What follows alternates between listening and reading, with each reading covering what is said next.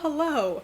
It's Monday, and that means another video where I talk about the most recent episode of The Sims Sparked. If you're not caught up in the show or you want to see my thoughts on the other episodes, I'll have the links to those down in the description so you can check them out if you want. I also want to say I'm very excited because as of yesterday, my channel hit 100 subscribers, which is so amazing. I really didn't think that I would have so many subscribers so quickly. I started right at the end of April posting videos on YouTube. So it really does mean a lot to me, every single person who presses subscribe and who watches my videos or comments. It seriously, it makes me very happy that other people are enjoying things I do and say and put out into the world. So thank you for watching my videos, for subscribing, and just, supporting my little YouTube endeavor. Alright, episode 3. Now, this episode changed things up a little bit in format, and we had some surprising things that went on. This episode, we got to see the builder take on the builder, the stylist take on the stylist, and the storyteller take on the storyteller from each team. These direct sort of challenges were really interesting and a change up to the normal sort of team-based overall challenges that we've seen so far. I really liked seeing the contestants on their own. That's a little more how we're used to seeing these people because they're all either streamers or YouTubers, things like that, content creators we're used to. But I thought it was really great to see them on the show, be able to showcase what they can do on their own. Because when you're working in a team environment, you're thinking about the whole team, and all these creators are, and now they just get to think about themselves and put out what they want to put out and show the judges. I also think that allowed people to see them on their own, that allowed us to see their personalities and get a little more focus on who each of these people are, which I know some people have been thinking wasn't really enough, and it's sometimes hard for reality shows to juggle that. And I think this episode really let us get to know those contestants in more of a way that we haven't seen before on the show. I loved that for this episode, all the other contestants who weren't competing in a challenge right then actually watched the competitors with the judges. They're all lined up on this couch and watching the challenge as it's going, watching, their friends, their teammates work and do their challenge. I thought that was so great. It was such a great atmosphere on that couch and in that room. And I think it was this infectious excitement for what everyone's going to do that I thought was really one of the best parts of this show so far in any episode. It really felt like the epitome of the Sims community, just people coming together, wanting each other to exceed.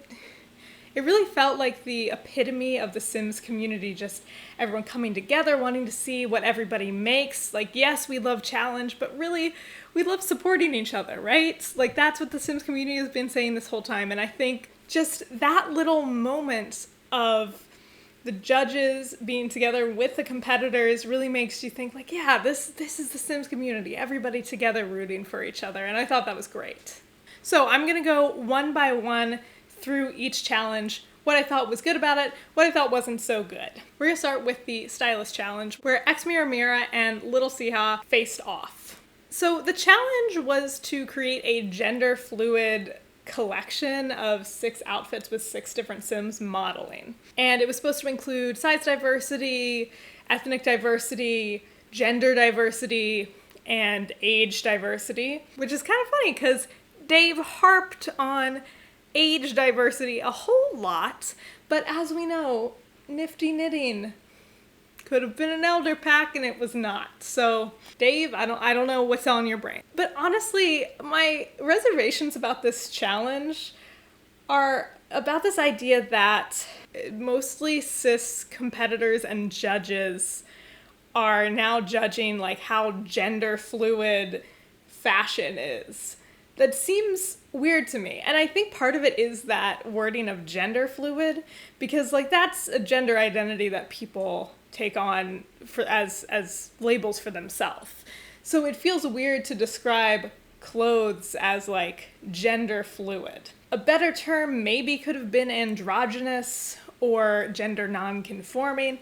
Taylor actually used the words gender nonconforming in regards to the challenge, which I think, it makes more sense when you're talking about clothing because it's not a label that's usually applied to people. So I think that made a little more sense. It was a little weird for these people to come up with what like gender fluid clothing is when like gender fluid is usually regarded as kind of a gender or a gender identity that people have. I just think that's kind of weird to use that label. And I also thought it was really weird in this challenge that even with that prompt, all of the judges and the competitors really still seem to be leaning on the gender binary for all of their models and the way they're talking about their Sims. Like Kelsey said one thing that said, oh, are there any men wearing makeup? Which is great. Like men, we should normalize men being able to wear makeup, people of any gender identity. Totally with that. But it's like, why aren't we talking about the fact that these Sims don't have to be male or female anymore? Why are there not some of the models they were using they pronouns for? Why is it like, oh, this is subversive because this is a man wearing makeup and that's what makes it gender fluid? Why was there not more of a vision of this model is neither male nor female, this Sim is not in the binary, what do they wear?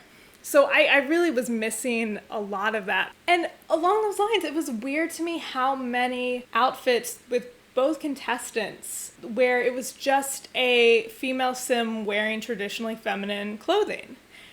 And I just thought that was weird.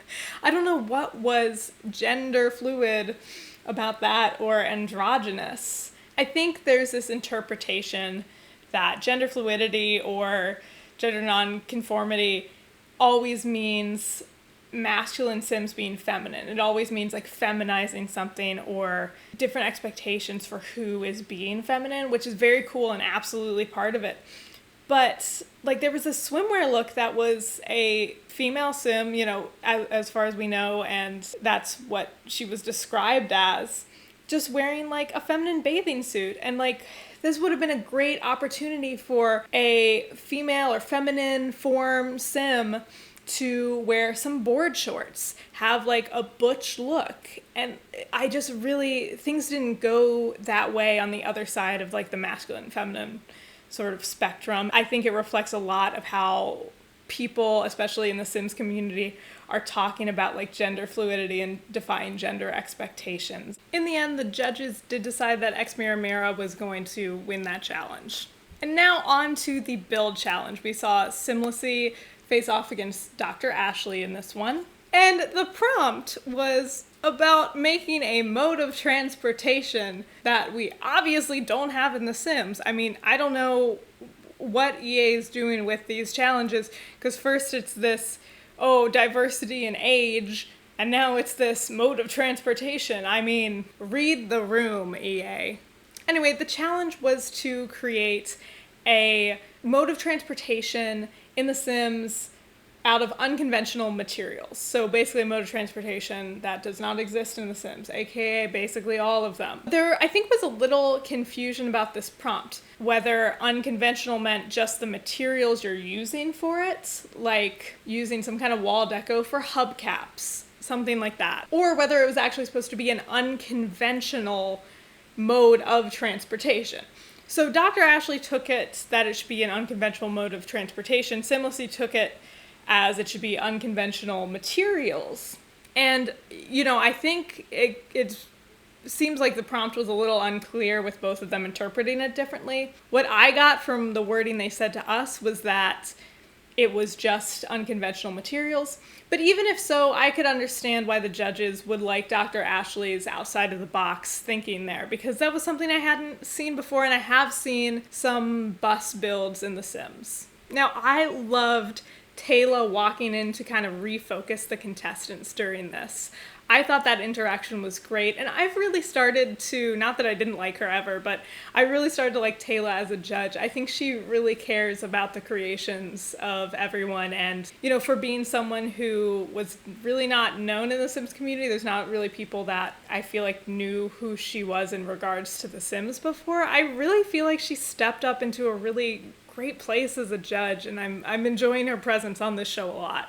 So I just thought those fun little things with the judges, the interactions with the contestants, they were so much more fun than the previous episodes. And I really, really enjoyed the kind of camaraderie that sprung up in this episode overall. All right, now on to the story. So Stepho Sims, who was the storyteller for Team Cowplant, decided to drop out of the competition. And I'm not going to like speculate about that, talk about the reasons for that or like that decision, because I honestly don't think that's my place. I don't think that's anyone's place. But I can talk about how the show dealt with it. And the show dealt with it by bringing the English simmer, the last eliminated storyteller, back and having her join Team Cowplant. It's kind of the only thing the show could do. I'm sure they wrote that into the policy and the rules. So, you know, it's what happens. It's what makes the most sense. I guess it can seem a little strange, but I don't really see another way they could have dealt with that. This storytelling challenge was super weird.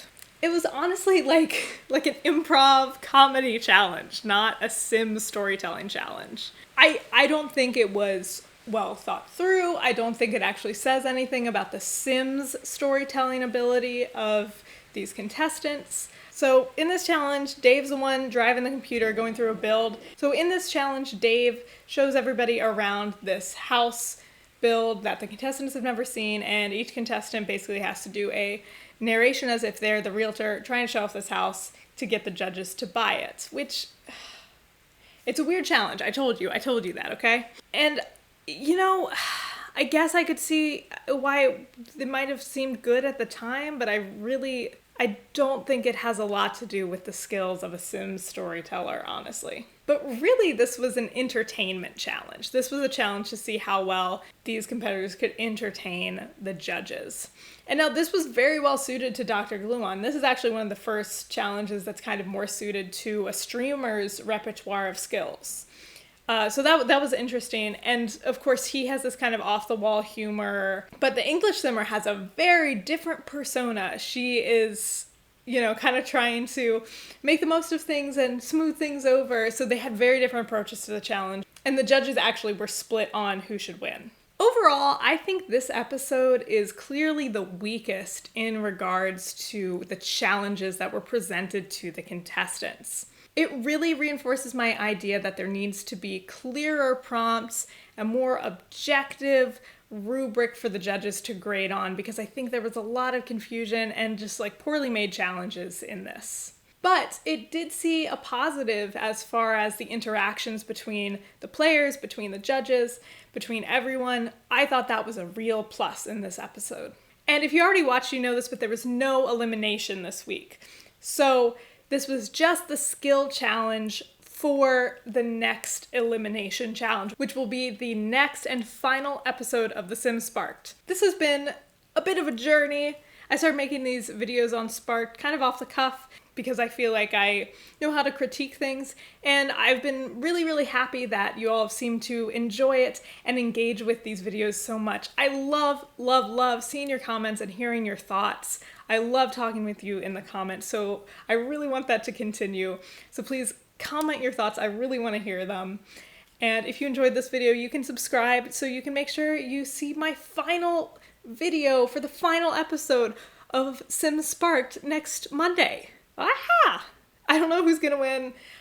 I would be happy with everyone winning. I think everyone brings something to the table in this show, and it is really a showcase for what different people do in The Sims and different people's interpretation of The Sims. So thank you for watching. Subscribe if you liked it. See you next time. See you next Monday.